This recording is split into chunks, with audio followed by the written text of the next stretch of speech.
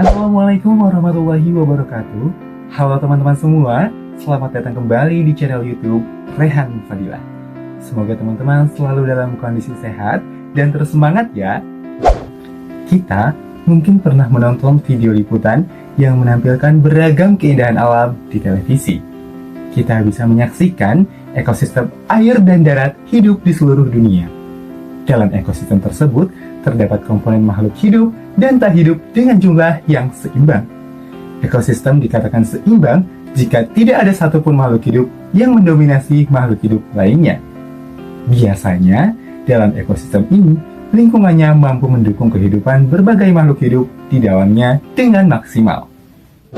Namun, apa yang terjadi jika lingkungan tersebut berubah karena berbagai faktor yang terjadi di dalamnya? Maka, makhluk hidup yang menetap di lingkungan tersebut perlahan-lahan akan mati, hingga lingkungan menjadi tidak stabil. Ketidakstabilan lingkungan tadi disebut juga dengan perubahan lingkungan. Kira-kira, faktor apa saja yang menyebabkan terjadinya perubahan lingkungan? Bagaimana kita harus mengatasinya? Kita akan mempelajarinya di video kali ini. Jadi di video ini kita akan belajar tentang perubahan lingkungan. Simak terus videonya ya. Perubahan keseimbangan lingkungan dapat diartikan sebagai perubahan yang terjadi pada lingkungan, baik karena faktor alam maupun faktor manusia, sehingga komponen penyusun ekosistem lingkungan menjadi tidak stabil. Beberapa faktor alam yang dapat merusak lingkungan adalah bencana alam seperti gunung meletus, gempa bumi, tsunami, kekeringan, kebakaran hutan, angin puting beliung, dan perubahan musim. Perubahan lingkungan karena peristiwa alam ini dapat menimbulkan kerusakan serius terhadap lingkungan, seperti kematian berbagai jenis makhluk hidup. Sedangkan perubahan lingkungan yang diakibatkan karena faktor manusia antara lain pembukaan lahan dengan menghilangkan beberapa komponen biotik pada suatu ekosistem, aktivitas pertanian dengan menggunakan pestisida dan pupuk kimia yang berlebihan, eksploitasi sumber daya laut yang tidak ramah lingkungan. Dampak yang ditimbulkan terhadap lingkungan akibat beberapa aktivitas manusia tadi adalah pembukaan lahan dengan menghilangkan komponen biotik pada suatu ekosistem, menyebabkan berkurangnya kesuburan tanah, terjadinya perubahan daur hidrologi hingga punahnya flora dan fauna tertentu. Proses ini disebut eutrofikasi. Ironis sekali bukan? Nah teman-teman, perubahan lingkungan tadi pada dasarnya terjadi karena adanya pencemaran lingkungan.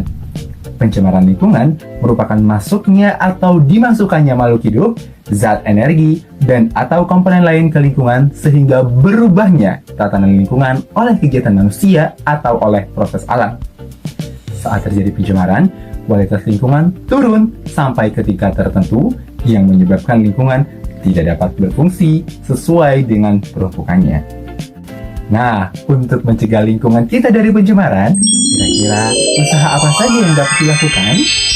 Pertama, usaha yang bisa kita lakukan untuk mencegah pencemaran air antara lain menetralkan limbah industri dengan membuat instalasi pengolahan limbah, membuat penampungan limbah rumah tangga yang berupa tangki resapan, memilih sampo, sabun mandi, atau deterjen yang kandungan bahan aktifnya mudah diuraikan.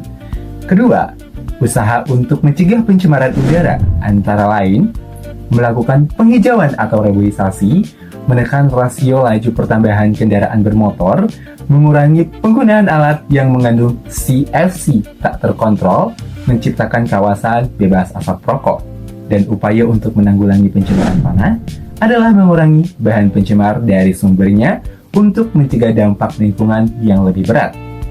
Misal, dengan menerapkan prinsip ramah lingkungan, melakukan bioremediasi, yaitu proses penguraian limbah polutan menggunakan organisme, mengurangi jumlah limbah yang dihasilkan oleh industri, terutama yang mengandung zat-zat kimia.